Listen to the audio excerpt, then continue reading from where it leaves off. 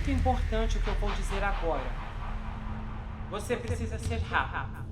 Se quiser que seus pacientes permaneçam vivos, você tem que retirar agora o novo enfermeiro que foi contratado para o turno da noite.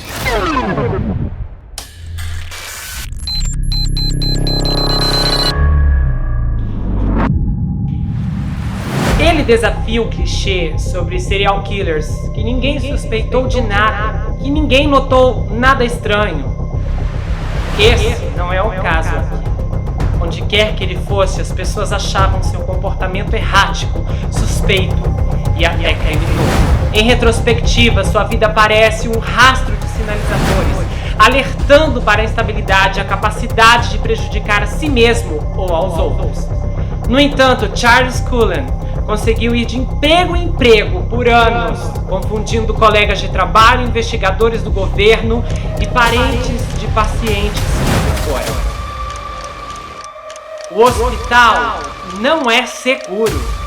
Vítima, sobrevivente, criminoso, homicida. Ele vai se tornar cada um deles. Você já foi desenganado pela medicina? O médico errou com você? Não é sobre um doutor que estamos falando. Se trata de um enfermeiro. Silencioso e fatal. No turno da noite.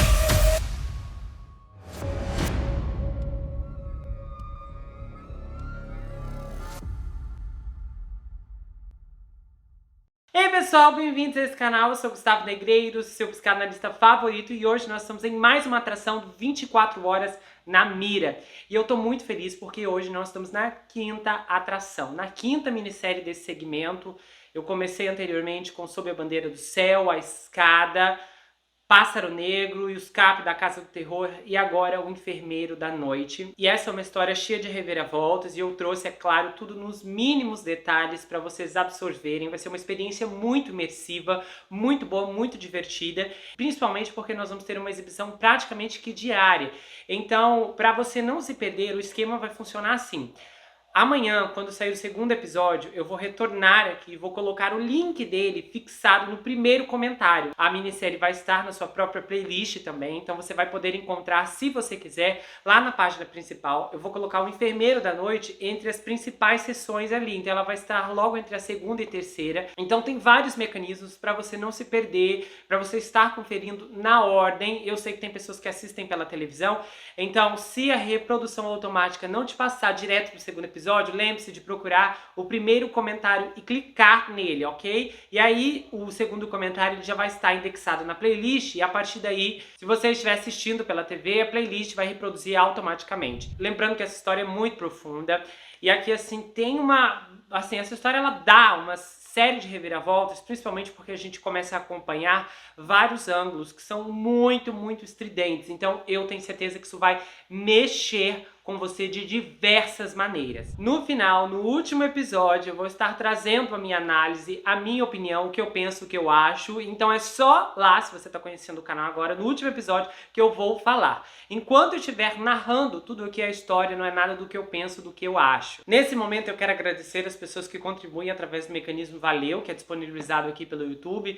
Então hoje a gente tem a Bernadette de Barros, a Jéssica Barbosa, a Luísa Alves Medeiros, a M4D3R e a Sandra Dias, que fez pelo Pix, juntamente com a Júnia Maria, que também fez pelo Pix, a Fernanda Lima dos Santos, que fez pelo Pix, e a Maria Sidilene Sandes da Silva, que também fez pelo Pix. Eu agradeço muito, eu desejo que vocês possam ser retribuídas das mais diversas maneiras e formas possíveis. Eu agradeço muito o carinho, a preocupação, a dedicação. Saiba que isso não é em vão e eu desejo que você possa ser retribuído de uma forma muito abundante na sua vida. Lembrando que várias atrações diferentes aqui do canal também, há vários links, você pode ir na página principal, as playlists são muito organizadas. Se você precisar de ajuda, eu também posso te ajudar. Assista as outras atrações, minisséries como A Indústria, a Saga do Armie Hammer, Johnny Depp, A Falsedeira, Elizabeth Holmes. Nós temos várias histórias muito boas e casos individuais lá na série Na Mira, que tem várias histórias, inclusive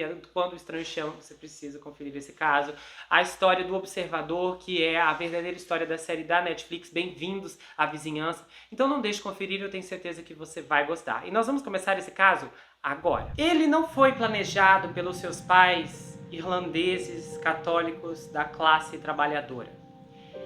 Ele chegou um pouco antes do seu pai falecer e muito depois que a maioria dos seus 8 irmãos cresceram e se mudaram.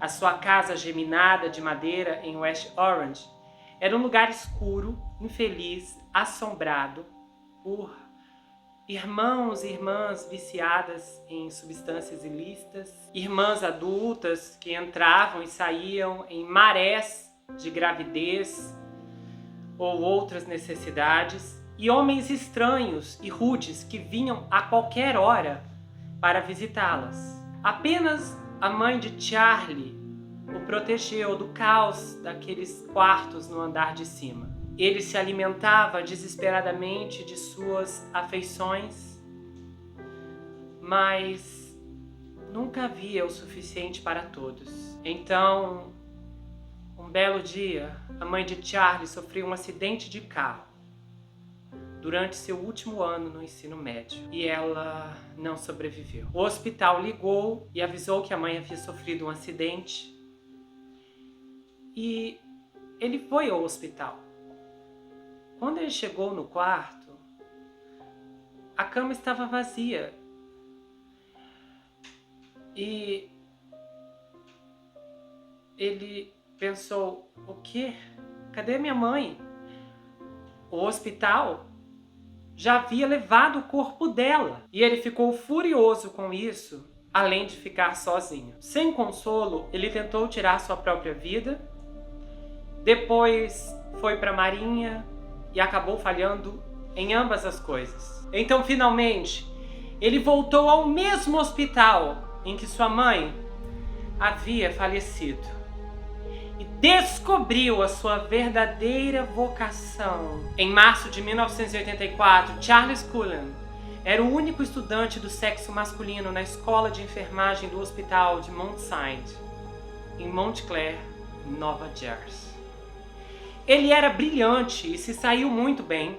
O curso combinava com ele e, assim como o uniforme e a dinâmica fraternal, era familiar e confortável. Quando a presidente honorária da classe desistiu 2 semanas no primeiro semestre, um dos colegas de classe de Charlie insistiu que ele concorresse no lugar dela.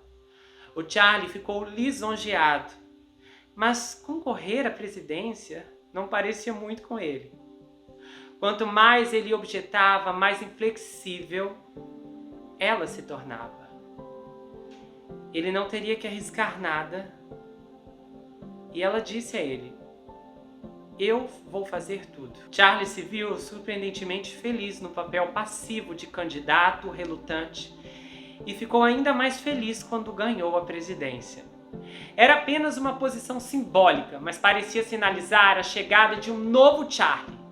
6 anos depois de perder a mãe para o necrotério do hospital de Mount Sinai, Charlie era o filho escolhido de Mount Sinai, coroado e confirmado por uma marinha de educadores profissionais de uniforme branco. Pela primeira vez em sua vida, ele era especial. Era o mais próximo do amor que Charlie podia imaginar. Charlie pagou por seus estudos com um trabalho de turno de franquia anônimo, acumulando horas empurrando rosquinhas em pó ou empilhando pilhas de carne raspada. Ele reabastecia caixas ou enchia barras de condimento e esfregava o chão no meio. E sempre havia algo a fazer. E ele fazia muito bem. Ele achou irônico E assim como o recrutador havia prometido, sua experiência militar era tão nitidamente traduzida em habilidades civis. E assim como a Marinha, cada um dos seus trabalhos civis exigia um uniforme. Para Dawkins Donalds, foi a camisa laranja e marrom e uma viseira. Para Caldor, o uniforme também era laranja e marrom, mas as listas eram diferentes. Charlie teve que tomar cuidado para pegar o certo da pilha do chão. Roy Rogers exigiu uma camisa cor de ferrugem, aparentemente projetada para esconder o molho de churrasco da mesma forma que os tapetes de cassino escondiam chiclete.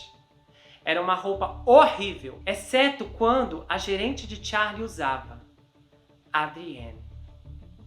Ele gostou especialmente da forma como o crachá dela estava pendurado. Adrienne Baum era uma garota de classe, diferente daquelas que Charlie conhecera em West Orange. Uma ambiciosa recém-formada em administração e com empréstimos estudantis para pagar. Charlie a observou sonhando com um cabo do esfregão enquanto trabalhava na limpeza do local de West Orange Roy. Mas Adrienne tinha namorado e estava programada para ser transferida.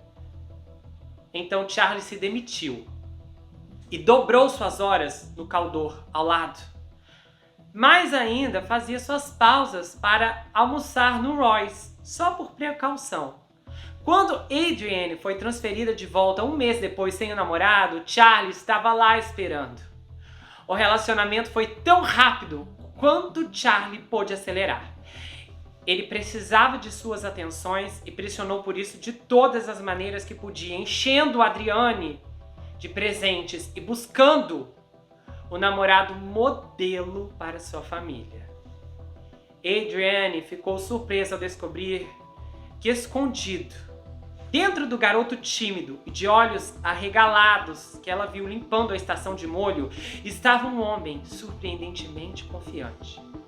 Charlie era obcecado em ganhar sua afeição e acendia sua chama com presentes constantes, flores, doces, pequenas coisas do shopping. Qualquer coisinha que Adrienne falava que gostava, Charlie ia lá e comprava.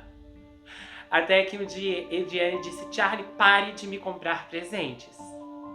Ela teve que fingir estar irritada. Mas realmente como ela poderia estar? Ela estava ciente que inúmeras garotas lutariam para tomar seu lugar. O que parecia ser menino, na verdade, era uma pegadinha. Porque Charlie parecia estar constantemente desistindo ou sendo demitido. Isso poderia ser atribuído aos seus altos padrões e à sua agenda lotada. E a Adrienne disse: uau, aqui está um cara que trabalha em 3 empregos, presidente de sua turma de escola, decidido em sua carreira. Claro, ele é um homem que tem defeitos, não era perfeito, mas ele estava perto o suficiente da perfeição. Logo, qualquer tempo livre que o casal pudesse passar entre seus respectivos turnos e os estudos de Charlie eram passados juntos. Eles eram uma unidade completa, mas fechada. As pessoas chamaram isso de amor. E 6 meses depois do primeiro encontro, eles ficaram noivos. E eles se casaram uma semana depois que o Charlie se formou na escola de enfermagem. O salão para a festa foi alugado em Livingston. Smokings, a viagem de lua de mel foi para Cataratas do Niágara. Foi como um conto de fadas para Adrienne. E eles voltaram um dia antes da lua de mel para que seu príncipe pudesse começar seu novo trabalho na unidade de queimados do Centro Médico de St. Barnabas, em Livingston, Nova Jersey. O hospital estava disposto a conceder-lhe um tempo extra, mas o Charlie foi inflexível. Ele queria começar imediatamente. Tinha que ser naquele dia e ele não queria se atrasar. A Adrienne acenou em despedida e sentiu que o futuro se desenrolando diante dela era como um estranho tapete vermelho. Em junho de 1987, o Centro Médico de St. Barnabas tinha a única unidade de queimados certificada do estado de Nova Jersey. Então, levou todo mundo. As horríveis carcaças de humanos, pessoas que acabaram se queimando em acidentes de carro, incêndios em casas, derramamentos industriais, homens e mulheres, e na maioria das vezes menores, foram literalmente queimados da cabeça à planta dos pés, pessoas que não tinham cabelo, pálpebras, pessoas que estavam com as superfícies do corpo irremediavelmente cozidas. O trabalho do Charlie era limpar essas vítimas de queimaduras em uma maca de metal, raspar e levar a pele carbonizada e necrótica com sabão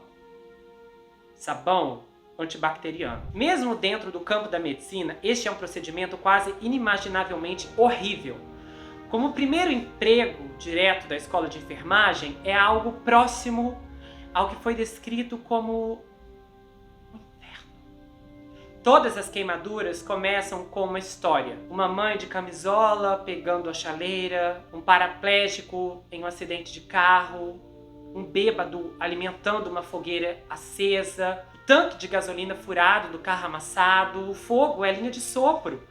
O corpo reage previsivelmente ao trauma. As queimaduras de terceiro grau são as mais mortais, camadas complexas da pele, nervos, veias, artérias e músculos cozidos e mortos. Mas as queimaduras de segundo grau são mais dolorosas porque os nervos ainda estão vivos. Mesmo na década de 80, as alas de queimados eram alas de gritos. O medicamento de consolação era a morfina. Alguns pacientes se recuperam, outros são mantidos na enfermaria apenas para sofrer até o último suspiro. Os enfermeiros sabem qual é. O destino na unidade de queimados é uma estatística escrita na pele. Mais cedo ou mais tarde, todos os enfermeiros poderão ler. É sempre o mesmo desenho no lençol queimado. Uma figura humana, careca, sem roupa, sem idade, sem sexo, sem pelos, sem dedos. Seus dedos apontam para um chão invisível. Seus braços se estendem com as palmas das mãos para cima, na expressão universal de súplica e entrega. Os olhos da figura estão abertos e sem pálpebras. Os lábios cheios, mas sem expressão. Você pode contar a figura com precisão, marcando o desenho de pedaços de coxa, meia perna, um pedaço de cabeça. 1,25 para cada palma. Mas há uma maneira mais fácil. É a chamada regra dos 9. Cada peça grande, uma perna, as costas, a cabeça, conta como um 9. Some o total e depois acrescente a idade do paciente. A soma é a taxa de mortalidade. Por essa regra, um paciente de 50 anos que queimou mais da metade do seu corpo está 100% condenado. Se não agora, em breve. A regra ajudava a suavizar o golpe do inevitável e indicava onde na enfermaria de queimados as escassas reações de esperança deveriam ser investidas. Todo enfermeiro de queimados sabe que não adianta falar sobre isso. Você usa a fórmula e então tente esquecê-la. O fim iminente é como um carro preto que você vê no espelho do retrovisor e está sempre lá, se você olhar. Enquanto isso, a dor na enfermaria de queimados é insuportável. Os enfermeiros não têm opção de tratamento, então por que olhar? Enquanto isso, a dor na enfermaria de queimados é insuportável. Os enfermeiros não têm opções de tratamento, exceto aplicar cada vez mais morfina em seus pacientes. Quando esses pacientes se vão, nem sempre fica claro se eles tiveram uma overdose ou simplesmente se foram de ferimentos insustentáveis. Tudo o que todos sabem é que não estão mais com dor. Eles podem chegar de forma surpreendente, em macas ou caminhando, sozinhos ou em bandos. Às vezes estão lúcidos, conversando, preocupados com o relógio ou com a falta de um cabeleireiro. Isso é um choque. E a realidade se instala em breve. Vítimas de queimaduras são conectadas a máquinas, linhas serpenteiam em pulsos e artérias femorais, tubos de plástico enfiados em buracos na parte superior e inferior, salina, eletrólitos, analgésicos, remédios para ansiedade, alimentos liquefeitos. O corpo incha com os fluidos, às vezes dobrando de tamanho. E as feridas inflam como uma bola de praia. Os olhos incham em fendas, os lábios incham e quebram como salsichas cozidas demais. O corpo também incha contra a pele, até que os pacientes fiquem duros como mármore esculpida. Os vasos sanguíneos são espremidos, então o núcleo começa a ceder. E assim eles cortam. É o trabalho simples do cirurgião. Uma lâmina percorre o comprimento dos braços e pernas na frente e nas costas. Então as mãos gordas como úberes são cortadas. O objeto cortante corre fundo no tendão, 5 movimentos de bigode, sob os nós dos dedos como aberturas em uma luva de couro. Os cortes abrem espaço para o interior se expandir, como pregas em calças, suspirando abertas ao longo de uma linha de falha repentina. Paredes de cânion de gordura amarela, o que é um vale jorrando sangue. O cheiro pode ser terrível, mas o sangramento é uma coisa boa, porque se sangrar, você está vivo. Só que o sangramento dá mais trabalho. A pele plissada está solta. É como uma manga de camisa de couro untada. Leva tempo para os enfermeiros se acostumarem ao ponto em que podem lidar sem esforço com esse detalhe tátil do dano. Quando esses detalhes se tornam demais, eles vão embora. Alguns enfermeiros deixam a unidade de terapia intensiva de queimados imediatamente e mudam para algo, qualquer coisa, que seja menos brutal. Quase 1/3 dos pacientes da unidade são menores. Às vezes, muitas vezes, queimaduras em menores se desencadearam não como um acidente, mas como um castigo. Às vezes ele fez xixi na cama ou esqueceu de fazer a tarefa. E pais decidem punir os filhos. Os enfermeiros reconhecem os sinais, porque há queimaduras de radiadores de cigarros, isqueiros, fogões, queimaduras de água em brasa e queimaduras elétricas. Cada um tem a sua assinatura única de dor. E o Charlie viu tudo isso. Às vezes a dor brotava na pele em cravos granulados de tecido, algumas bolhas ou tecidos finos, talos brancos, e os enfermeiros faziam o possível para esconder essa dor sob gaze, fita adesiva, atrás de uma chuva de medicamentos. Mas Charlie sabia que a dor podia ser mantida em segredo. Uma brasa acumulada que queimava por dentro e era suportada sem que houvesse uma expressão, especialmente por menores. Ao contrário dos adultos, os menores não gritavam quando ele as limpava. E os menores não choravam em suas camas. Os menores toleravam a dor e guardavam seus segredos para evitar serem punidos novamente. A mãe do Charlie nunca tinha usado um fogão ou uma panela quente para puni-lo. Mas ele tinha sido punido, empurrado, agredido pelos namorados de sua irmã. Caras grandes com anéis, camaros e jeans volumosos. Ele sentiu seu poder adulto e ele nunca esqueceu o que era ser um menor abnegado em sua sombra. Uma de suas irmãs tinha um namorado que a agrediu violentamente, impiedosamente durante a gravidez. E ela havia fugido, mas o namorado não iria embora. E Charlie conhecia as atenções implacáveis daquele homem. Depois ele conheceu a dor nas forças armadas e a punição também por danificar propriedades da marinha. Foi como eles descreveram, depois que ele acordou em uma praia bêbado. Ele havia saído com os pés descalços, vermelhos, queimados de sol, inchados como bolas de futebol. E eles o forçaram a calçar os sapatos e lhe deram aspirina. Enquanto ele trabalhava, ele lembrou a si mesmo que ele conhecia uma dor muito além do que qualquer um poderia entender. E o Charlie se debruçava sobre esses menores na enfermaria, como uma dor tremenda que ninguém poderia ou conseguiria entender ou lidar adequadamente. Na época, os enfermeiros não tinham permissão para dar a menores nenhum medicamento para a dor mais poderoso do que o Tylenol 3. Não era o suficiente. Muitos enfermeiros queriam dar mais e alguns até o fizeram.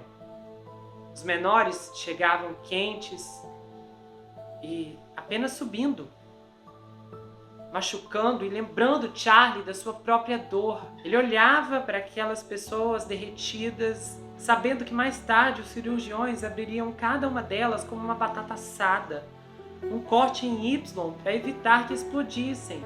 Com o tempo, a pele derretida se curaria em cicatrizes. Cordas semelhantes a videiras que os cirurgiões cortariam repetidas vezes para evitar que o esforço se prendesse a um tronco inflexível, para manter esses braços flexíveis. Sem essas operações, os menores permaneceriam atrofiados dentro de seus próprios corpos assados. Seus invólucros de cicatrizes duras eram muito inflexíveis para acomodar surtos de crescimento e movimentos normais. E o Charlie sabia que os menores podiam envelhecer em anos, mas não no corpo, sem que houvesse a intervenção de um enfermeiro. E eles ficariam para sempre presos no casulo, gemendo de sua infância. Sua única esperança era um objeto cortante e a roupa de pressão. Uma roupa de mergulho que apertava o menor como um abraço doloroso. O traje pressiona as cicatrizes, afinando-as como um rolo de massa constante contra o tecido duro em ascensão. Talvez, com trabalho suficiente, depois de tempo, dor e pressão, o casulo cicatrizado ficaria fino o suficiente para ficar flexível. Aí o menor poderia um dia se mover e crescer. E um dia talvez poderiam até esquecer sua dor. Charlie a considerava uma das equações mais elegantes da vida. O mundo empurrado e o traje pressurizado empurrado para trás. Charlie gostou do seu trabalho no hospital. Ele sabia que ali ele era útil, necessário, e ele gostava de cuidar dos enfermos, dar banho, alimentar e vestir os dependentes. Ele apreciava o atendimento individual do turno da noite e o profissionalismo de seus colegas de trabalho veteranos. Ele até gostou do nome do hospital. Criado como um católico, Charlie estava familiarizado com o São Barnabé, um apóstolo. Ele tinha uma conexão especial com esse santo em particular.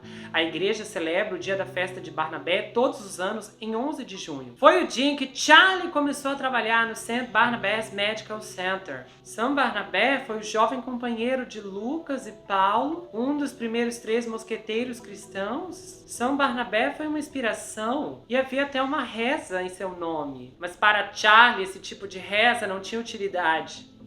Porque ao se preparar para casar com Adriane, ele renunciou formalmente à religião de sua criação e se converteu ao judaísmo. Ele sentiu como se estivesse vivendo a vida do santo ao contrário. Nunca terminava bem para os santos. Não importa quão bons eles foram presos, decapitados, crucificados, defenestrados, foram mártires. São Barnabé foi apedrejado, mas a sua história viveu além dele. Todo católico sabia seu nome. Esse era o paradoxo dos santos. Para o Charlie havia um mistério nisso. Essas pessoas, esses santos, eram sempre lembrados para sempre. mas apenas depois de serem odiados até o seu fim trágico. Em outubro de 87, a Adrienne e o Charlie Cullen fizeram uma hipoteca de um pequeno andar nos subúrbios de aço de Pittsburgh, na Pensilvânia. A casa era apertada e escura e precisava de pintura. Um dos lados dava para um muro de sustentação semelhante a um outdoor. E o quintal era ladeado por um terreno coberto de ervas daninhas, mas o preço estava dentro da faixa de suas rendas combinadas. Adrienne tinha um novo emprego como programadora de computador, nível básico, mas pelo menos em um escritório de negócios e não em uma rede de fast food. Seus horários eram invertidos. Ela trabalhava longos dias e o Charlie longas noites. Isso começou a contribuir para uma sensação de isolamento de Adrienne. Mas essa era apenas uma parte, porque teve um dia que o Charlie fez uma declaração um tanto preocupante, mas que passou despercebida inicialmente.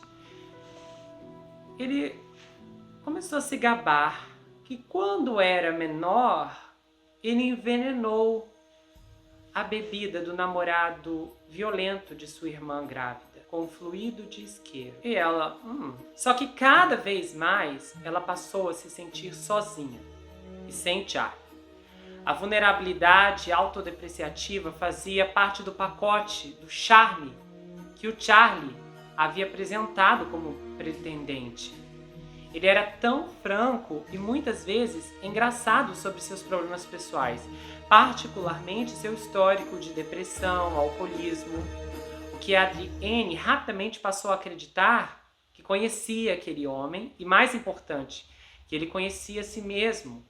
A sua perspectiva sobre si mesmo o fazia parecer não tão danificado quanto experiente e até mesmo maduro. Isso deu a Adrienne a ilusão de que Charlie estava no controle total de seus problemas. Mas, na verdade, depois do casamento, ela passou a conhecer os problemas. Ela sentiu um novo e estranho calafrio se instalando em sua vida. Um início de outono na sua vida emocional com o marido. Ela atribuiu esse fato à natureza dura, dolorosa do seu trabalho e lidar com todas aquelas pessoas queimadas. Então ela decidiu que simplesmente a lição que todo cônjuge médico aprende: o amor não pode competir com o falecimento.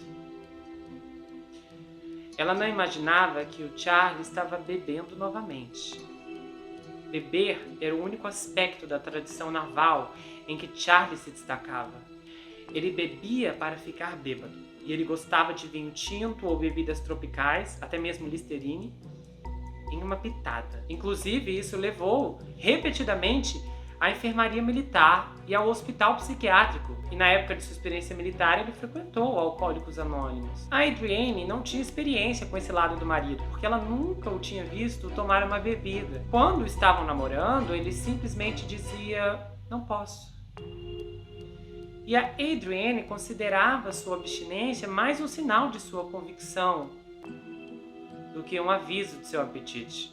Quando Charlie se mudou para seu apartamento em Union, ela até jogou fora sua garrafa empoeirada de Baileys, que ela guardava para convidados elegantes. Mas em Phillipsburg, Charlie guardava sua bebida em seu baú da marinha. E ele mantinha o baú na sala das caldeiras e mantinha um cadeado na porta da sala das caldeiras. Ele bebia sozinho no porão, evitando sua esposa. E ele gostava de lá.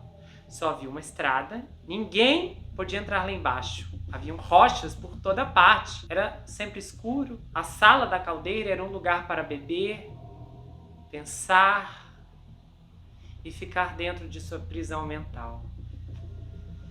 Então aquele primeiro ano de casado foi um turbilhão.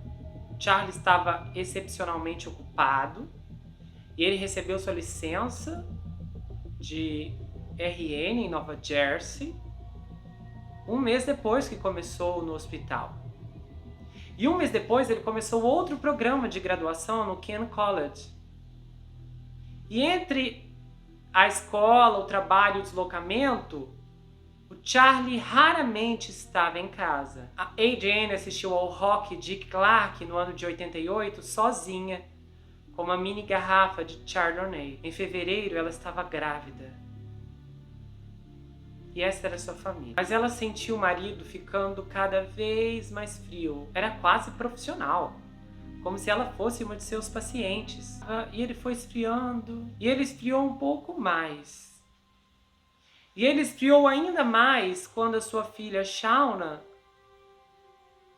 nasceu. A partir daí, qualquer atenção que Charlie havia dado anteriormente à sua esposa era desviada exclusivamente para a bebê. A Adrienne não entendeu a reação. Era como se o marido tivesse que escolher entre a esposa e a filha. Como se não pudesse ampliar o foco de suas afeições para cobrir as duas. Charlie estava muito entusiasmado com as coisas novas, seu relacionamento, sua casa, sua vida, mas à medida que a novidade desaparecia, o mesmo acontecia com seu afeto. Então, ela o viu perder o interesse de maneira semelhante com seus cães. Primeiro, seu Yorkie Lady. A Adrienne adorava a Lady. E a princípio, ela acreditava que o Charlie também. Ele a acariciava mecanicamente. Acariciava suas pequenas orelhas e observou atentamente enquanto ela devorava sua comida. Então um dia ele pareceu mudar de canal. E o animal não interessava mais. Ele estava, no entanto, interessado no novo filhote. Pelo menos era o que a Adrienne passou a acreditar, porque agora tinha um York Terrier, companheiro da Lady. Como Charlie acostumava manter o York acorrentado a um poste no quintal, enquanto Adrienne estava no trabalho, ele latia e girava em torno de sua trilha desgastada até que o pessoal da crueldade animal levasse. A Adrienne teve que dirigir até a ASPCA e implorar por seu animal. Foi uma experiência verdadeiramente humilhante. Depois disso, eles passaram a manter o animal dentro. E então barulhos começaram a vir do porão. Às vezes, a Adrienne ouvia pancadas e ganidos que a acordavam no meio da noite. E ela... Charlie, o que é isso? Eu só estou treinando o York.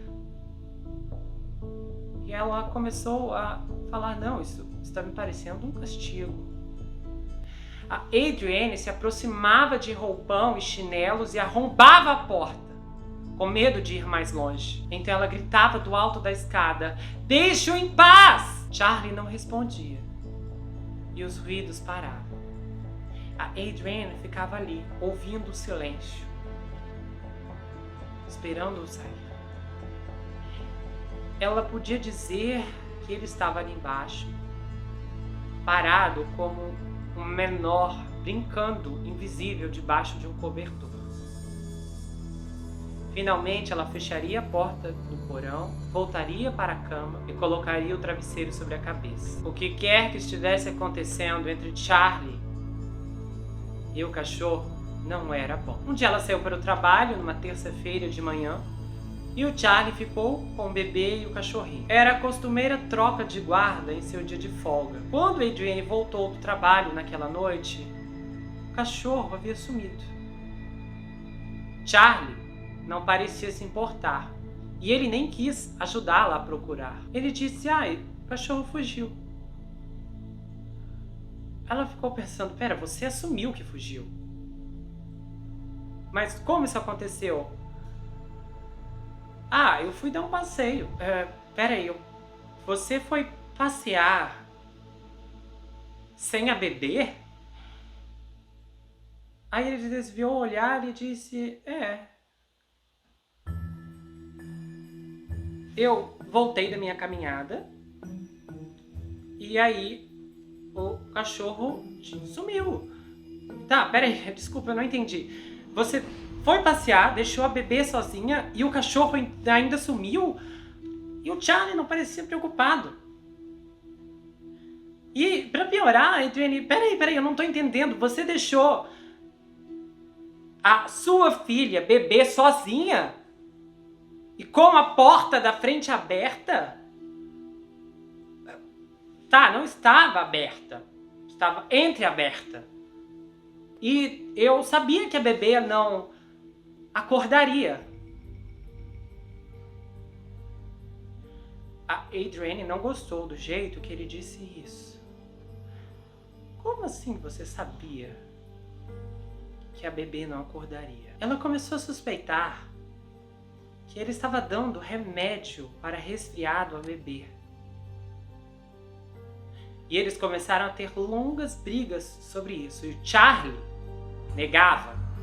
E a discussão não ia a lugar algum. A história que Charlie contou que havia envenenado o namorado de sua irmã anos atrás começou a bater na memória dela. A coisa não estava parecendo tão inocente agora, mas eventualmente suas insistências não iam a lugar algum, não davam em nada. Charlie simplesmente parou de tentar convencê-la de seu lado. Ele simplesmente a deixava discutindo sozinha e desaparecia no porão. E a Adriane começou a se sentir louca. Ela se perguntava: cadê o homem com quem me casei? Para onde ele foi? Ou por que ele perdeu interesse por todos nós? E as coisas começaram a ficar mais intensas. Primeiro, o cachorrinho desapareceu. Depois, ela trouxe um hamster. E esse hamster faleceu. Então, ela trouxe outro hamster. E esse hamster faleceu. Então, ela pegou mais um hamster. E esse hamster também faleceu, do nada. Furões eram trazidos. E também faleciam. Não fazia sentido. Os animais entravam vivos e saíam de lá sem vida. Até os peixinhos dourados de Adriane estavam perdendo a vida no aquário. Adriane começou a sentir que mesmo quando Charlie estava fisicamente em casa, emocionalmente, ele ainda estava ausente. Ela chamava sua atenção pela cafeteira. E ela estudava o seu rosto matinal inexpressivo e se perguntava se o marido ainda estava escondido em algum lugar ali dentro. Em algum quarto escuro. E ele parecia estar permanentemente preocupado, fixado em alguma cena secreta, para o qual cada sílaba de Adriane era apenas um barulho de distração. Os amigos dela disseram: não, seja forte. E os pais dela a aconselharam, dizendo que o casamento era uma maratona, não uma corrida de velocidade. Olha, ele é seu marido e isso vai melhorar em algum momento. E Adriane atribuiu tudo isso às exigências psíquicas que mediavam a vida de Charlie no hospital. Então o jeito era ir levando. Ela trabalhava, as contas eram pagas, ela levava a Shauna para creche, voltava para casa. Apenas o carro na entrada dizia que seu marido estava em casa. E o Charlie passava a maior parte do tempo no porão. E ela tentou ir lá algumas vezes, mas ela estava com medo de tentar novamente, de encontrá-lo na penumbra. E um dia ela o encontrou na penumbra. Apenas o carro na entrada lhe dizia se o marido estava em casa. Charlie passava a maior parte do tempo no porão. E ela tentou ir lá algumas vezes. Ela estava com medo de tentar novamente. E ao encontrá-lo na penumbra, ela viu algo perturbador nos olhos de seu marido. Adriane não sabia muito bem como descrevê-lo. Era um vazio frio, um olhar que desmentia qualquer sentimento de amor que ela poderia ter imaginado que seu marido ainda nutria por ela. Às vezes, os olhos de Charlie se afastavam, observando duas direções diferentes, como se cada olho pertencesse a um ser separado. Naqueles momentos, Charlie não era Charlie. E Adriane começou a dizer para as amigas: sabe, eu acho que há algo seriamente errado com ele. Então, em uma tarde, uma prova apareceu. Adrienne atendeu a campainha e encontrou a vizinha chorando. A cada poucas semanas, a doce velha Beagle da vizinha, Kenny, saía e perambulava pelo quarteirão.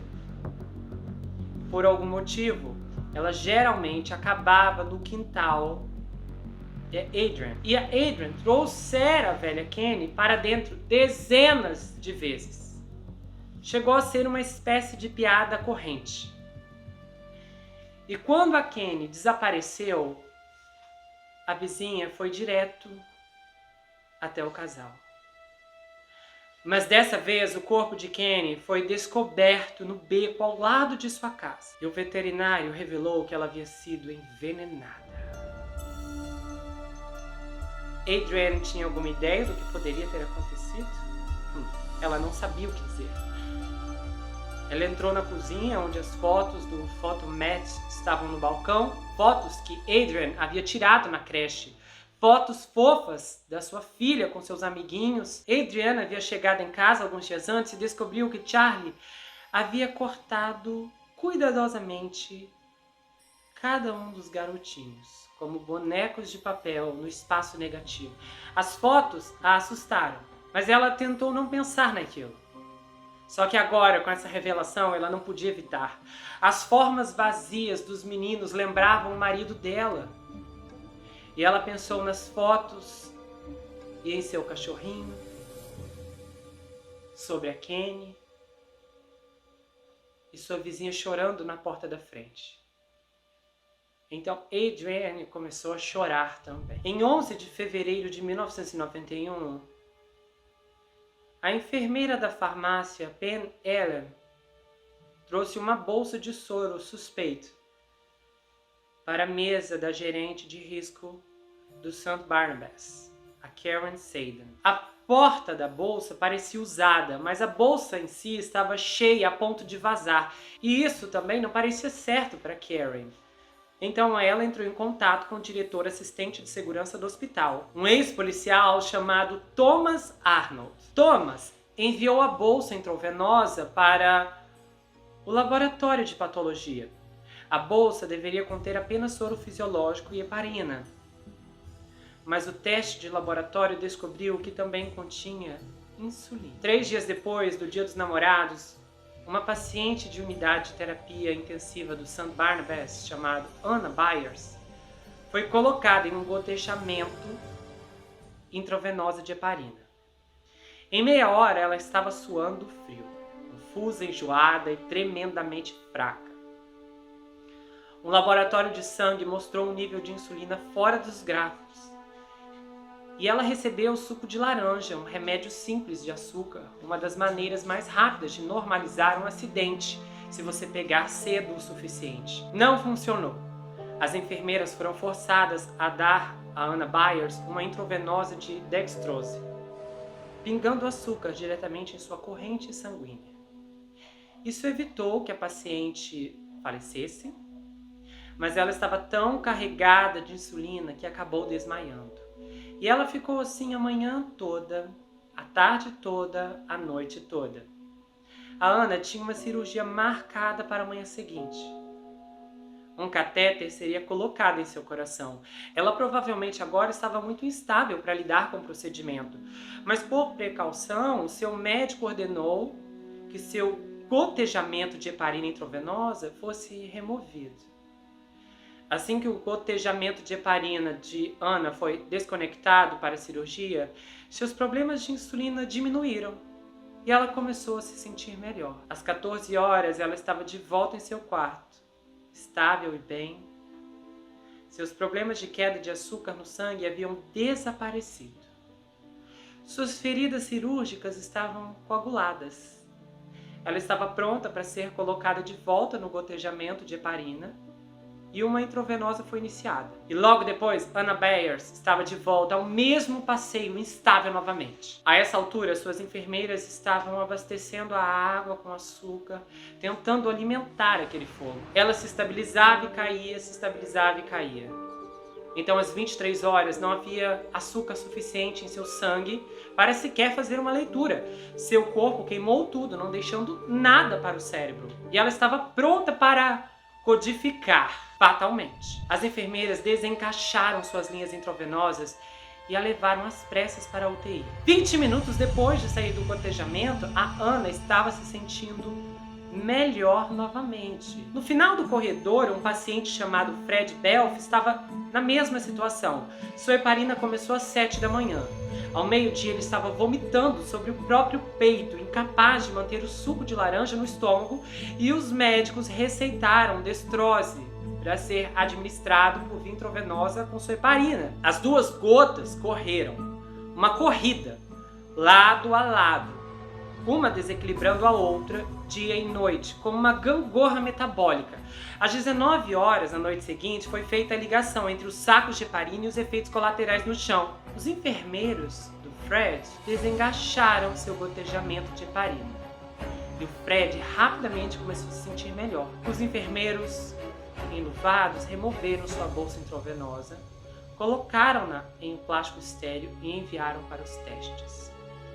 A bolsa deu positivo para a insulina. Uma análise microscópica do exterior revelou uma paisagem peculiar cravejada de pequenas agulhas, incluindo 3 nas bordas da bolsa. Isso era extremamente incomum. As bolsas de solução salina às vezes ficam presas por agulhas durante uma conexão com a torneira e por sua vez com o paciente, mas nunca ficam presas no perímetro. Não parecia um acidente. Parecia possível que alguém tivesse intencionalmente e repetidamente envenenado bolsas intravenosas no depósito do hospital de St. Barnabas. Fred e Anna tinham 2 sacos como prova. E os exemplos anedóticos desses pacientes. Agora eles começaram a vasculhar os registros dos pacientes na UCC para ver se mais alguém havia experimentado recentemente quedas inexplicáveis de insulina semelhantes. Embora não tivessem causalidade, eles descobriram que os pacientes estavam de fato caindo com regularidade. Durante os meses, os códigos se tornaram tão frequentes que se sobrepunham, e os enfermeiros da USO precisariam sair de uma para atender a outra. A informação era anedótica e confusa, os incidentes não eram exclusivos a qualquer unidade ou a qualquer turno, mas em toda a terapia intensiva, cuidados intensivos e unidades cardíacas de pacientes em São Barnabé que foram magicamente tornando-se diabéticos instantâneos. O trabalho do laboratório mostrou que não só todos os diabéticos mágicos tinham níveis excepcionais e sem precedentes de insulina na corrente sanguínea, mas também que grande parte dessa insulina era estranha e não havia sido produzida pelo corpo. A insulina tinha sido dada a eles. A primeira suposição foi que um erro havia sido cometido. Um enfermeiro podia ter lido um pedido médico ou um frasco com um rótulo errado. Tais erros acontecem em hospitais o tempo todo. O ex-policial Thomas Arnold e a Karen Sade estudaram os pacientes, os prontuários, mas não encontraram nenhuma prescrição médica para a insulina, nem de um enfermeiro que poderia ter anotado. Isso significava que ou era um erro duplo, pacientes recebendo um medicamento não prescrito, e o enfermeiro acidentalmente deixou de preencher o prontuário, ou não foi um erro. De qualquer jeito, eles tiveram um problema. O Thomas levou suas descobertas ao seu chefe, o chefe de segurança do hospital e vice-presidente do SMBC, Joey Barry. Em sua vida anterior, o Joey tinha sido um condecorado e muito respeitado veterano de 30 anos da polícia e ex-major da polícia do estado de Nova Jersey. Agora, como vice-presidente sênior encarregado da segurança do hospital, o Joey foi designado para a delicada investigação sobre um possível assassinato de pacientes. Com sua experiência combinada, Thomas e Joey eram qualificados de maneira única para conduzir uma investigação sofisticada como essa. Depois de descartar os próprios visitantes dos pacientes, os únicos possíveis suspeitos restantes eram funcionários do hospital. Joe e Thomas compararam os horários de trabalho de enfermagem com os horários e datas dos códigos dos pacientes. Apenas 3 enfermeiros trabalhavam a cada código. E destes, o enfermeiro Charles Cullen os interessou mais. Thomas já havia entrevistado vários funcionários de São Barnabé sobre os incidentes de insulina. Cada enfermeiro parecia nervoso, preocupado com seu trabalho e reputação e também com os pacientes envolvidos. Apenas o enfermeiro Charles Cullen não estava preocupado com tudo. Na verdade, ele claramente não estava preocupado com nada. Um dos enfermeiros foi liberado e o outro descobriu-se que estava roubando morfina para o seu próprio uso. Thomas tentou várias vezes agendar uma reunião com Charlie, mas o enfermeiro era empregado por um serviço de pessoal e não pelo hospital. Seus turnos eram erráticos e variados, tornando difícil de identificar Charles. Quando pressionado, ele sempre deixava claro que estava ocupado, cuidando de uma responsabilidade mais importante do que as intrigas grosseiras do Thomas. Quando Thomas e Joey finalmente levaram o Charlie a uma sala de conferência para a reunião, Charlie se recusou a responder qualquer pergunta. Ele estava sentado na cadeira com rodinhas, de braços cruzados, estudando linóleo do piso. A atitude por si só era uma bandeira vermelha para os ex-policiais. E o Thomas disse isso ao Charlie. Eu sei que você está colocando algo nessas bolsas. É claro que ele estava fazendo uma séria acusação sem poder provar realmente, mas o seu instinto lhe dizia que, com certeza, este homem, estava com as mãos sujas. Isso pareceu aos investigadores a resposta errada para um homem inocente. E não muito inteligente também. Como ex-policiais, Thomas e Joey leram isso como um que se dane. Seu desafio irritou o Thomas e isso se tornou pessoal. Mas o Charlie não parecia se importar com isso também. Eu não preciso falar nada com ele. Então ele se levantou e saiu da sala. Os ex-policiais já tinham visto esse tipo de comportamento como policiais na rua, mas nunca em um hospital.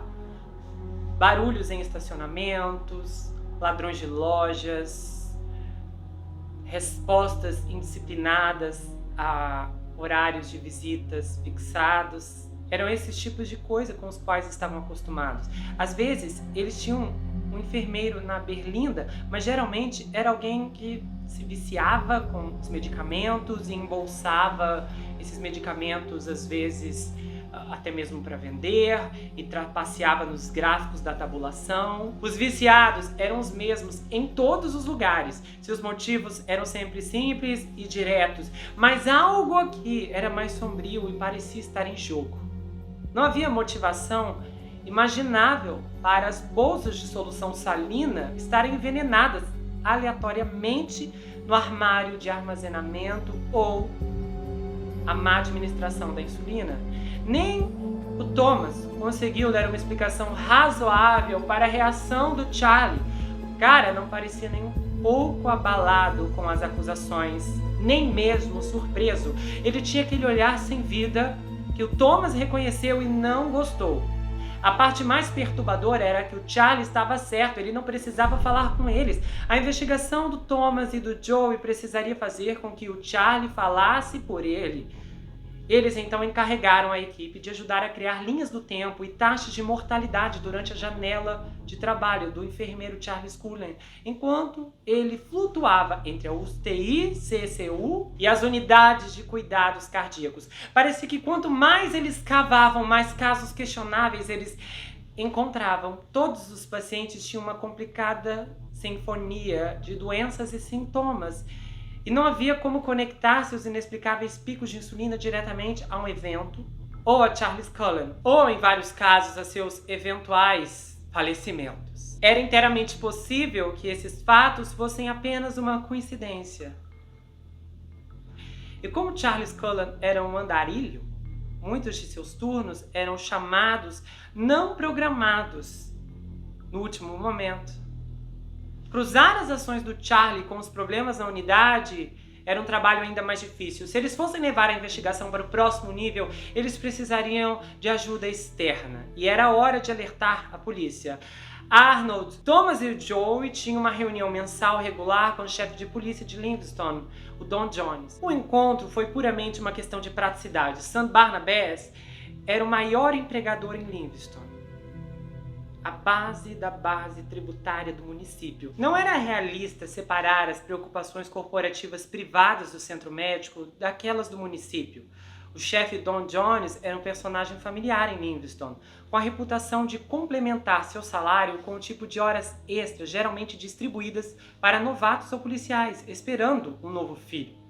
Com a aposentadoria no horizonte, cruzar a linha para o setor privado, para uma lucrativa posição de gerenciamento da segurança do hospital, era uma oportunidade muito mais atraente. Se o Don esperava provar seu valor para a administração, uma das primeiras chances de provar isso veio em 5 de março de 1991, quando Thomas e o Joey encontraram o chefe Don em um restaurante italiano e apresentaram seu caso durante o almoço. Eles tinham todos os fundamentos de uma investigação policial sólida. Um crime, vítimas, provas e um suspeito. Eles tinham prováveis homicídios em pelo menos 2 unidades e eles possuíam evidências físicas de adulteração criminosa de intravenosa envolvendo dosagens mortais de medicamentos e suas investigações haviam rendido uma forte suspeita em um dos funcionários do St. Barnabas. Para um ex-policial como Thomas, parecia claro que o centro médico tinha um sério problema criminal em suas mãos. Mas para a surpresa de todos, o chefe Don Jones não queria tocar. Ele disse ao Thomas e ao Joey que achava que não poderia fazer nada com as evidências que eles tinham até agora e seria melhor que o hospital cuidasse do assunto internamente. Eles ficaram perplexos. Eles não sabiam se o Don simplesmente achava que estava fazendo um favor ao hospital ou se realmente se sentia incapaz de tentar uma investigação médica complicada com as evidências disponíveis. Thomas não podia culpar o homem por isso. Eles ainda não podiam provar. De qualquer forma, o problema ainda era deles. Thomas e o Joey usaram todos os truques que tinham para pegar o Charles em flagrante. E instalaram câmeras stop motion na sala de armazenamento médico por algumas semanas.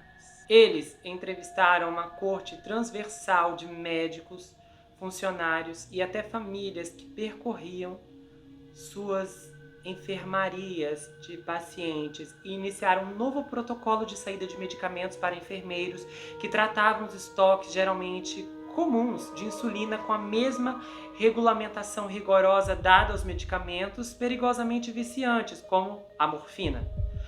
Quanto mais dos pacientes foram descobertos com uma hipoglicemia inexplicável na UTI, em outubro daquele ano, encontrados conectados a bolsas intravenosas contaminadas com insulina, eles tiveram suas suspeitas e ainda mais frustrações. Só que nada que pudessem provar. Eles ainda estavam tentando quando, de repente, Charles Cullen simplesmente foi embora.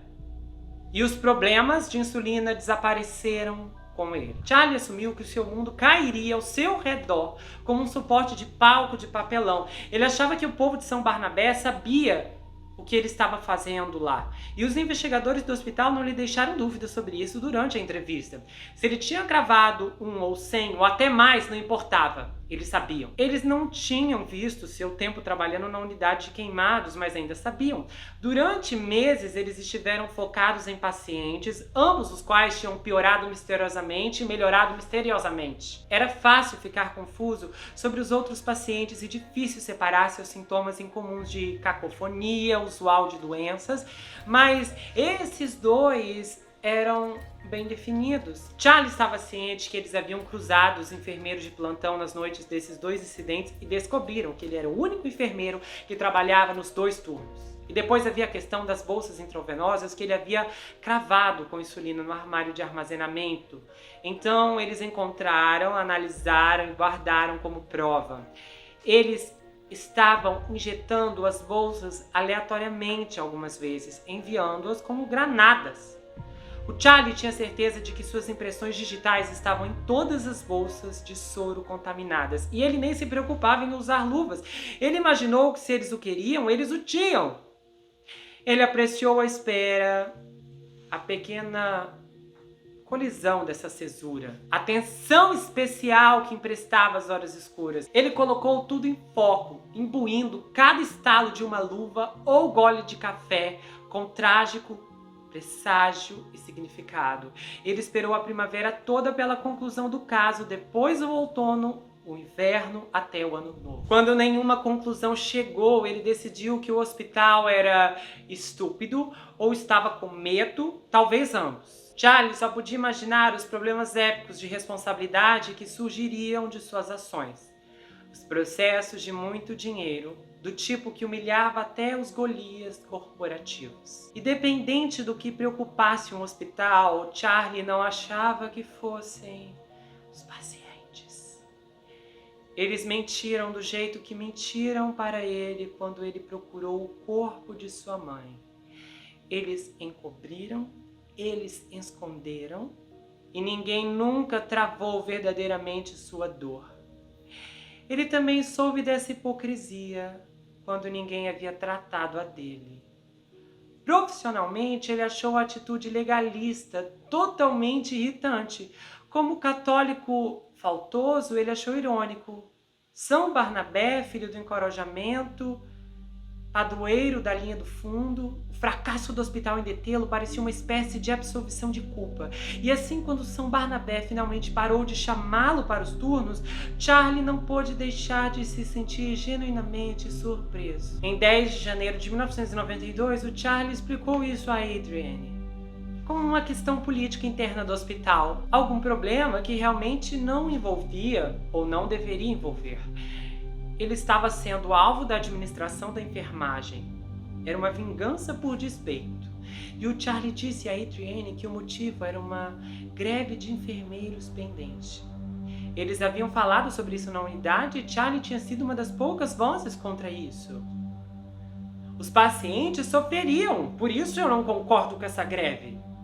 Era uma posição de princípios e Adrienne podia ver um pouco do velho Charlie voltando à vida enquanto falava. O Charlie deixou claro que priorizava os pacientes sobre os contra-cheques e iria contra todos se chegasse a isso. Não era uma opinião popular e, como resultado, ele se tornou alvo de uma campanha de vingança dentro da unidade. Eles fizeram dele um bode expiatório. Agora, Adrienne estava realmente confusa. Ela acreditou na primeira parte, mas nessa parte da história algo não fez sentido. Um bode expiatório? Um bode para quê? Charlie se empoleirou no alto de sua cadeira como um gato atencioso e majestoso. E ele respondeu, bom, é que tudo girava em torno de algumas ocorrências estranhas de San Barnabé. Que incidentes estranhos? Bom, então, aconteceram umas coisas, aí teve uma investigação, porque parece que alguém estava envenenando bolsas intravenosas de propósito. Parece que estavam enriquecendo-os com insulina, que era perigoso. E Adrienne conseguia imaginar isso. A história era chocante. Charlie expôs calmamente, em detalhes completos, explicando com grande floreio técnico Como as portas intravenosas nas bolsas de solução salina são projetadas para serem injetadas para que você possa adicionar mais medicamentos à mistura, como era impossível dizer a olho nu que a bolsa havia sido injetada por alguma coisa. Sob microscópio, você poderia ver a porta de plástico furada como uma rolha usada, algumas delas furadas dezenas de vezes. Então, houve falhas e vários pacientes. Bom, Adrienne, é realmente impossível descobrir quantos pacientes foram afetados, mas possivelmente foram muitos, sabe? É um número impressionante. E o mais interessante, Adrienne, é que é um mistério. Quem está por trás disso? O Charlie ainda relatou sobre a coisa toda da espionagem, a investigação, e ele disse, sabe, mas eu acho que eles não conseguiram descobrir. Sabe, Adrienne, e o caso todo deixou esses chefes de segurança parecerem estúpidos, e eles precisavam de um Marte, alguém para culpar. Então eles me crucificaram, sabe? Só porque eu fiz a coisa certa, porque eu me neguei a participar da greve dos enfermeiros. E então me tornei o ponto focal da investigação no hospital. E aí me dispensaram. Não é justo. Mas essa é a Adrienne não viu o marido tão excitado há muito tempo. E a faísca em seu afeto, de alguma forma, neutralizou o horror do que ele estava descrevendo. A história toda não fazia sentido para ela, mas ela não deixou. Charlie esperou que seu mundo caísse. O estrondo e o martelar do ar atrás dele, mas a explosão nunca veio. A causa foi enterrada no eufemismo de questões. E o efeito foi apenas movimento e mudança. Não havia policiais, ninguém o seguiu, ninguém ligou. Em vez de ser lançado no vazio, Charlie se viu 2 semanas depois em Phillipsburg, Nova Jersey, sentada em uma cadeira em frente à mesa do departamento de RH do hospital Warren, preenchendo o formulário para outro cargo em tempo integral. Em histórico de trabalho, ele listou suas funções de tecnologia de submarinos nucleares da Marinha, 3 anos cortando caixas no almoxarifado da West Orange Decoder e quase 6 anos de enfermagem no St. Barnabas. Suas datas de emprego, indicadas de maio de 1987 a janeiro de 92, eram tecnicamente verdadeiras. Ele havia sido demitido de São Barnabé nos primeiros dias de janeiro. Ainda era janeiro agora. Então, no formulário havia a pergunta: temos permissão para entrar em contato com seu antigo empregador? E Charlie circulou sim. Nas referências profissionais, Charlie listou o número de telefone de São Barnabé e quando a recrutadora perguntou por que o jovem enfermeiro queria deixar seu emprego de longa data, ele respirou fundo e disse: é questão de trajeto, rota, porque o Warren Hospital está a 20 minutos mais perto da minha casa, da minha família, e mudar de emprego é uma decisão de família. É que eu sou uma pessoa de família. Simplesmente fazia sentido. Charlie queria todo o trabalho que conseguisse. Noites, fins de semana e feriados. Warren, então, pagaria $14,84 por hora e $18,30 se continuasse com o seguro médico de Adrienne, com acréscimo extra de 23 centavos por hora se levassem Charlie para a UTI. Então, Charlie ligou para Adrienne do telefone público na entrada do hospital Warren, ansioso para contar à esposa que tinha conseguido um emprego. Se Charlie tivesse feito algo errado, como ele teria conseguido um emprego com tanta facilidade? Adrienne desligou o telefone e agradeceu silenciosamente a Deus. Para ser honesta, com 2 filhos e uma hipoteca, não importava se Charlie estava certo ou errado, apenas que ele estava trabalhando. E o que seu marido estava dizendo finalmente fazia algum sentido. Se você não pode confiar em um hospital, então em quem você pode confiar? Adrienne esperava o melhor. A rescisão de Charlie parecia tão condenatória que ela a princípio considerou uma validação de suas preocupações pessoais sobre o caráter do seu marido. Mas então, quando ele encontrou um novo trabalho, rapidamente ela voltou a duvidar de si mesmo. Sabe, é loucura. Apesar da conformidade, conforme o tempo passava, Adrienne, mesmo esperando o melhor, sabia que a rescisão do Charlie parecia muito condenatória. E a princípio, ela considerou uma validação de suas preocupações pessoais sobre o caráter de seu marido quando ele veio com aquela história. Mas então, ele encontrou um novo emprego e muito rápido. E ela voltou a duvidar de si mesma, porque o Charlie era um membro do sindicato.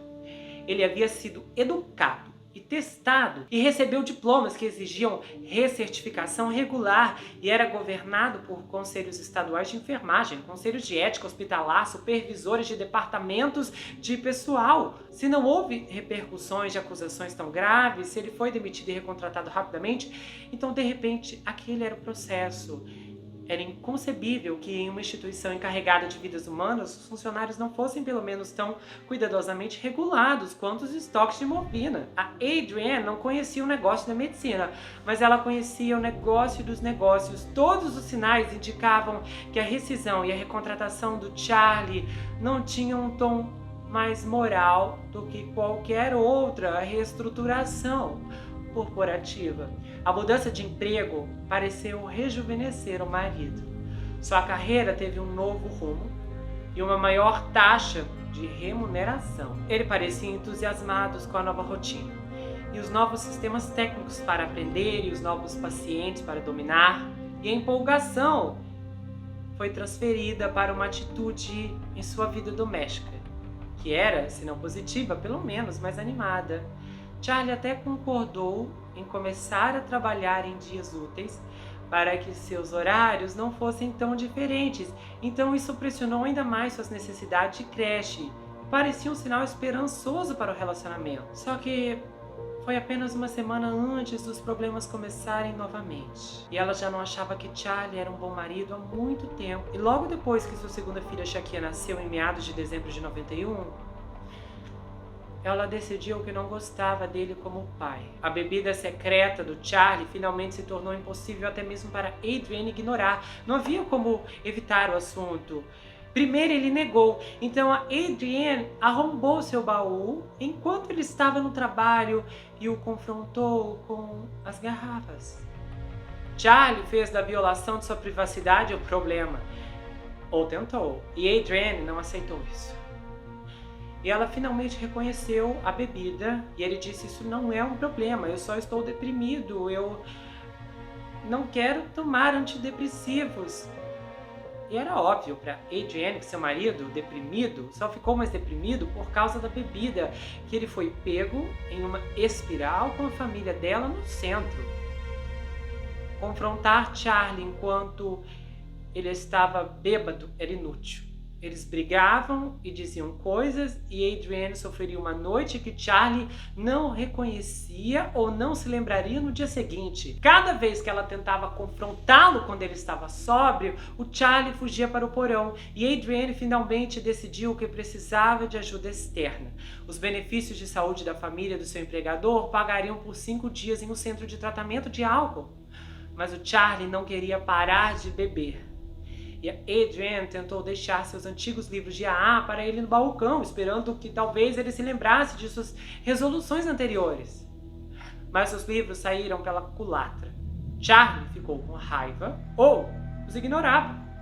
E então os guardava como se estivessem endireitando-os. O Charlie não via nenhum benefício em falar, ele gostava de beber. Isso levou seu ânimo, pelo menos inicialmente, e afogava o barulho. Então ele transformava minutos escorregadios em uma constante. E ele se sentiu ao mesmo tempo mais distante, mais focado. E esse foi o foco dedicado principalmente a si mesmo. E ele se sentiu injustiçado e profundamente incompreendido. E ele considerou criminoso e trágico que sua própria esposa não apreciasse sua fragilidade, a veracidade e a intensidade de seu sofrimento interno. Charlie estava sofrendo profundamente e diariamente, e Adrienne nunca gostou disso. E não que ele não tentasse mostrar a ela. Ele assinou demonstrações de sua dor com cuidado, certificando-se de que, por exemplo, Adrienne entrasse pela sala enquanto ele estava ao telefone com a funerária local, perguntando sobre taxas de enterro. As demonstrações de Charlie fizeram pouco mais do que irritar ainda mais sua esposa e confirmar seu próprio senso de utilidade. E ainda assim ele tentou novamente.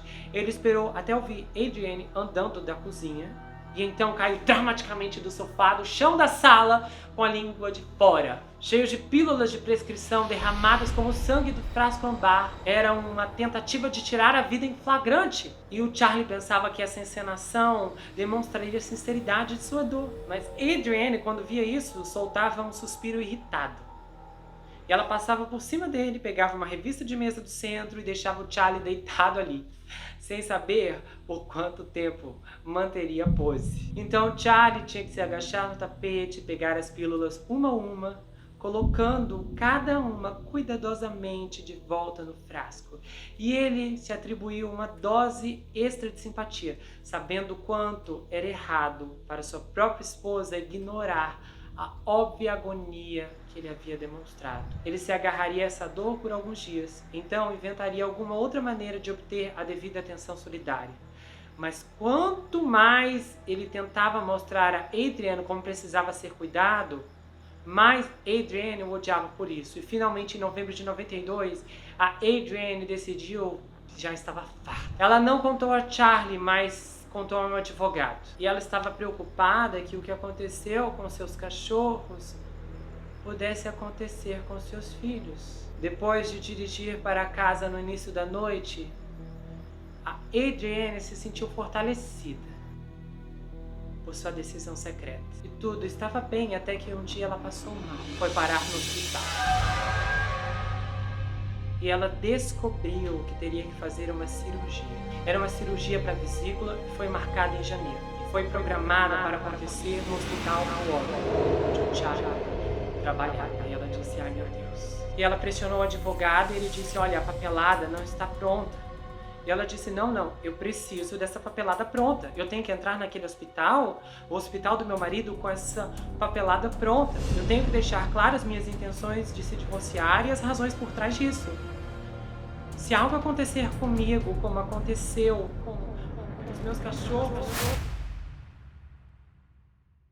o qual um desapareceu e o outro simplesmente faleceu, envenenado,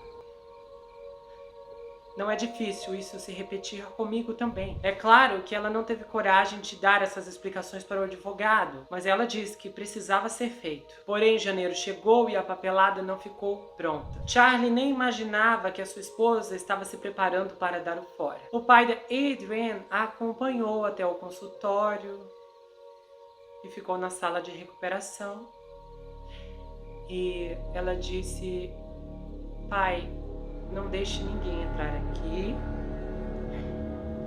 nem o Charlie. Bom, a cirurgia começou. E enquanto o Charlie estava trabalhando na UTI, naquela tarde de quarta-feira, um homem se aproximou dele e disse, Charlie? Ele disse, sim, sou eu. Então, o homem entregou um envelope. Isso é pra você.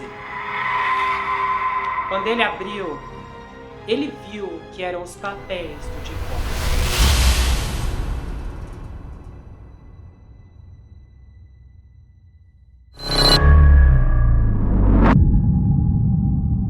Bella Thorne, atriz, modelo, cantora, escritora, empresária, mercenária. Ela fez milhões de dólares prometendo nudes que nunca chegaram. Como uma jovem artista pôde enganar tantas pessoas e ainda estar acima da lei? Nessa super estreia, você conhecerá a origem, a carreira, os segredos e a mudança drástica de uma história repleta de torções que vão te revirar o estômago.